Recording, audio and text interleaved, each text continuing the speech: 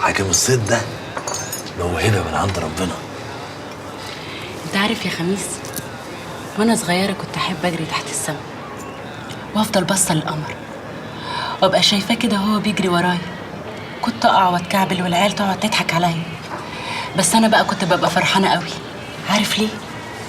لاني كنت ببقى حاسه ان انا لو شبيت شويه هلمس القمر. زيك كده غاوي سمك بس مش عارف تصطاده. لا انا ما قلتش مش عارف، انا قلت ماليش خلق على صيده، انما محسوبك بقى غاوي يا زازا.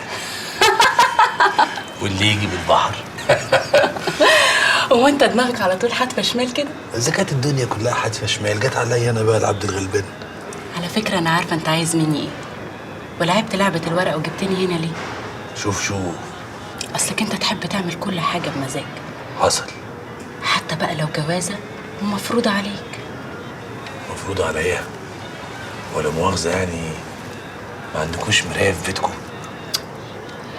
اصلها مش بالجمال ولا الفلوس، دي مصالح بتتلاقى، عامله كده زي ما تكون مفصلات لازم تتعشق ببعضها، وانا بقى مفصله من دول. غريبه انت برضه.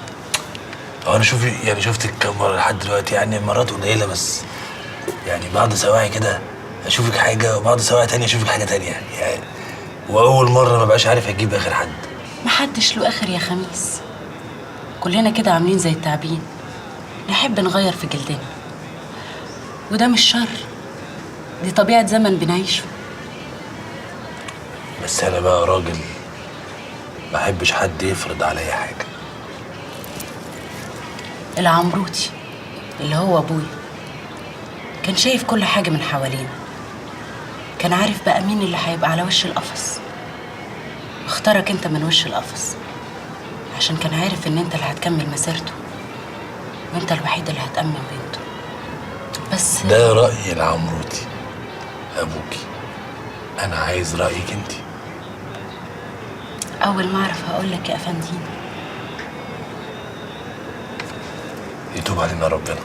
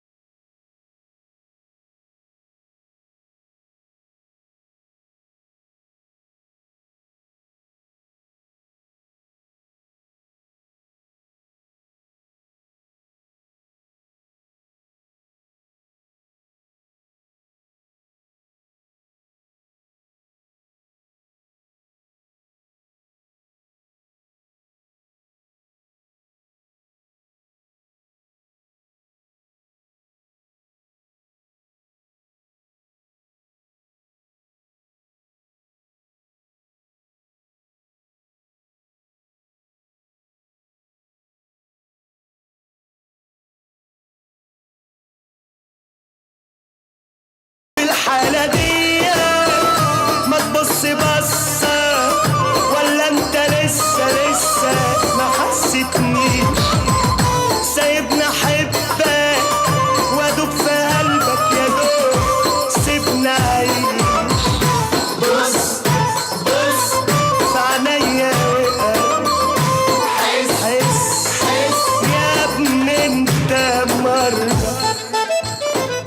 خلفاؤك خانوك يا أفندينا، كل حلفاء.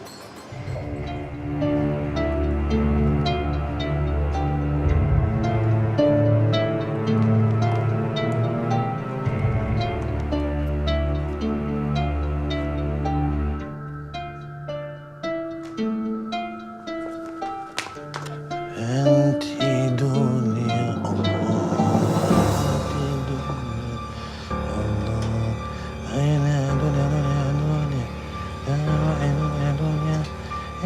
يا دنيا انتي دنيا الله. يا بت انت ليه بتنطي مراحل كده بالهداوة؟ بلاش الدنيا قفش كده، واحدة واحدة. احنا هنا في ملقف، والودان مفيش اكتر منها. ايه؟ انا عشان اثبت لك ان احنا مش هنختلف في اي حاجه. بتعملي ايه عندك يا بنت؟ القهوة فارت فارت فارت. فحرت؟ ايه ده؟ انا فين؟ الحاجه ضاويه في خميس. انا ايه اللي جابني المطبخ؟ مفاجأة يا بنت بالنسبة لك، مش كده؟ شو انا مش قلت شغل المرقعه والمياصه ده مش عايزاه في بيتي؟ خلاص قلعتي برق الحياه. ايه ده؟ كرامة؟ ايه؟ خرست ليه؟ ما تتكلمي. اصل انا كنت بمشي وانا نايمه يا حاجه، وبعدين المعلم كان عالجني، بس الظاهر ان الحاله رجعت لي من تاني. نعم يا روح امك. ايه ده؟ وايه العبارة؟ اسال مراتك. مسكينة يا خال، مش طلعت بتمشي وهي نايمة؟ الحقني يا معلم، مش الحاله رجعت لي من تاني؟ حالة تاني؟ الله، لا اله الا الله. احنا مش كنا علمنا الحكاية دي؟ اصلا كان بيجي لها داء كده تمشي وهي نايمة، بس احنا عالجناها، لكن الظاهر ان الداء لسه قافش فيها. هو لسه قافش فيها، بس ربنا هيشفيها ان شاء الله، ادعوا لها. امين يا رب. ابقي ارقيها يا حاجة، ارقيها.